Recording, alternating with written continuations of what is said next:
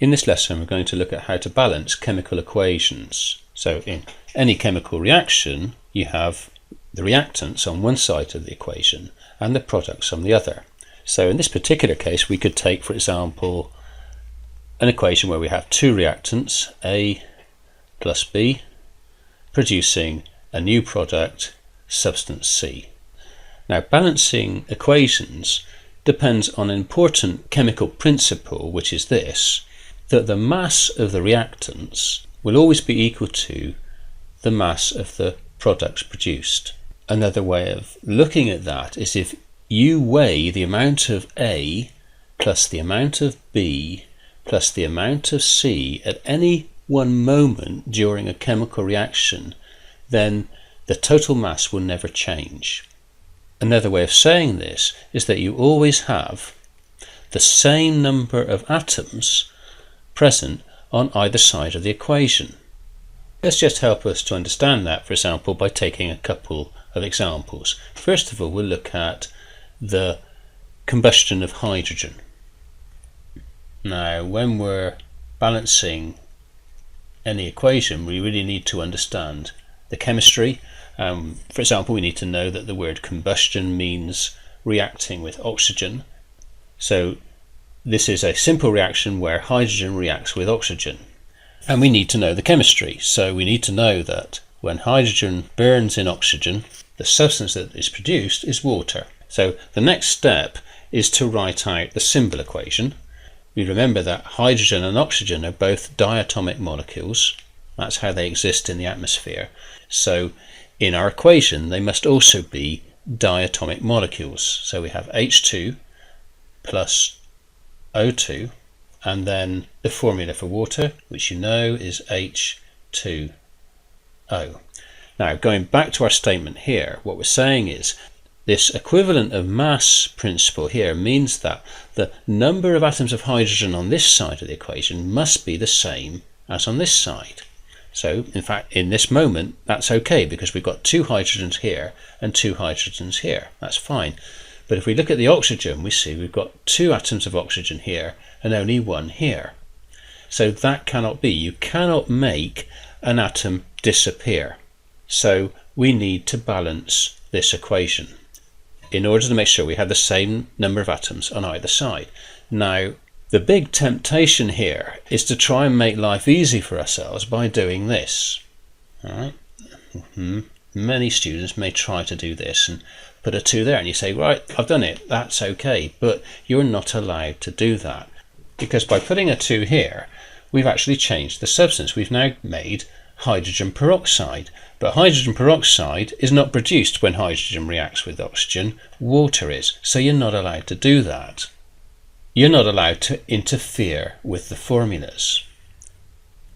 When you balance a chemical equation, the only place where you can add numbers is in front of the substances in the equation. So you can put a number here, here, or here in this particular case. So to do that, what I'm going to do is I see I've only got one oxygen here, so I'm going to have to put a 2 here. All right. That now gives me two oxygens. This 2 refers to all of the atoms in the water molecule. Okay, so it means that I have two oxygens, but I now have 2 multiplied by 2 here hydrogen atoms. So that gives me a total of 4 hydrogen atoms on this side, whereas on this side I've only got 2. So I'm going to have to put a 2 here to balance my equation. And now if we count up the atoms, then we have the same number of atoms on either side and the equation is balanced.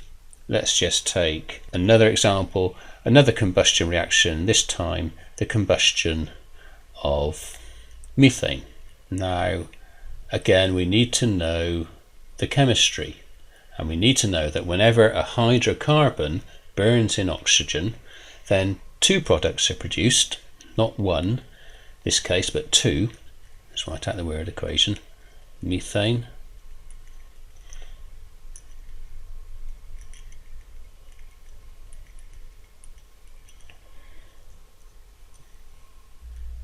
One of those products is water, and the other product is carbon dioxide, which I'm going to write as CO2 here because I can't fit it onto the screen.